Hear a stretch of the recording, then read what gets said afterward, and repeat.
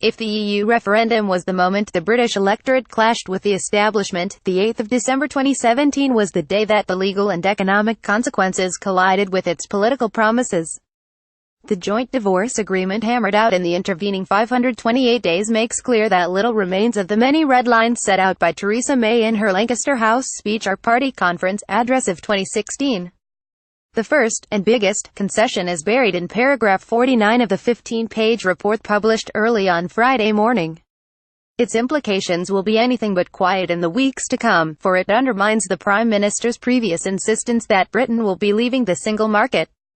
It states clearly, in the absence of agreed solutions, the United Kingdom will maintain alignment with those rules of the internal market and the customs union. In other words, the UK may not be a member of the single market, or have any direct ability to shape its rules in future, but it could yet have to play by them in perpetuity. Much will be made of the "in the absence of agreed solutions" caveat, yet what it means in practice is that the UK hopes to flesh out this pledge through a wider free trade agreement with the EU.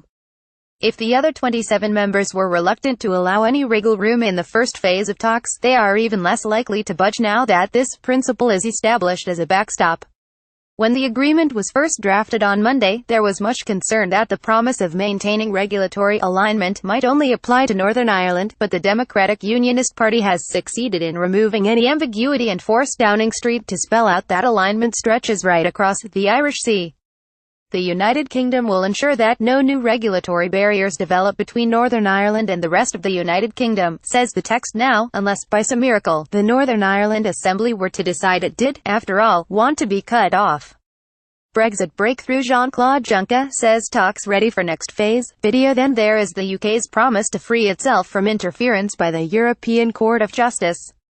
Where once this seemed the most implacable of red lines, signs of continued ECJ involvement are strewn throughout the divorce agreement. Most striking is the commitment to allow EU citizens living in UK to continue to rely on the court to enforce the many legal rights that will be enshrined as a result of the agreement. For EU citizens, the ECJ will still be competent, said Jean-Claude Juncker, as he announced the deal. The agreed text goes further, saying it establishes rights for citizens following on from those established in Union law during the UK's membership of the European Union. Specifically, it says, the ECJ is the ultimate arbiter of the interpretation of Union law, and UK courts shall therefore have due regard to relevant decisions of the ECJ after the specified date of departure, as well as consulting with it if the law is unclear. In the last few days, as compromise became inevitable, the British government had attempted to limit this ongoing role to less than 5 years. The final text includes a sunset clause of 8 years instead. But this may just be the start of the ongoing legal alignment. A separate statement by the EU Council President, Donald Tusk, on the principles of the next stage of negotiations, makes clear that the UK will be required to abide by ECJ rulings during the 2-year transition phase after departure.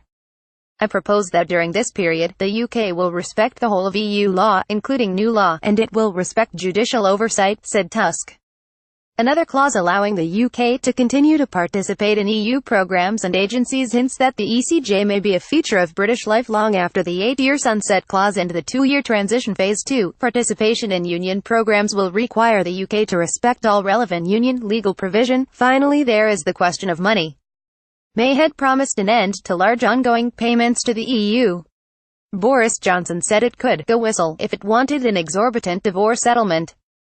Though the text includes no figures, detailed commitments by the UK to meet all the initial financial requests of the EU suggest both these promises may look increasingly hollow, with a total bill of perhaps up to €60 billion or more than £50 billion. In her Florence speech, May first conceded that the UK would honour all the ongoing spending commitments of the current EU budget round, even after Brexit. But the divorce agreement makes clear this extends to future spending many years beyond that too.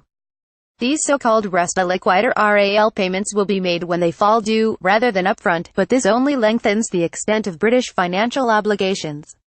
The UK has also agreed that various contingent liabilities, such as foreign loans and staff pensions, will similarly be offset by some assets it has identified in the EU books. But this means it will take more than a decade, for example, for the UK to be reimbursed for the money it has paid into the European Investment Bank. The €300 million annual payments may prove scant compensation.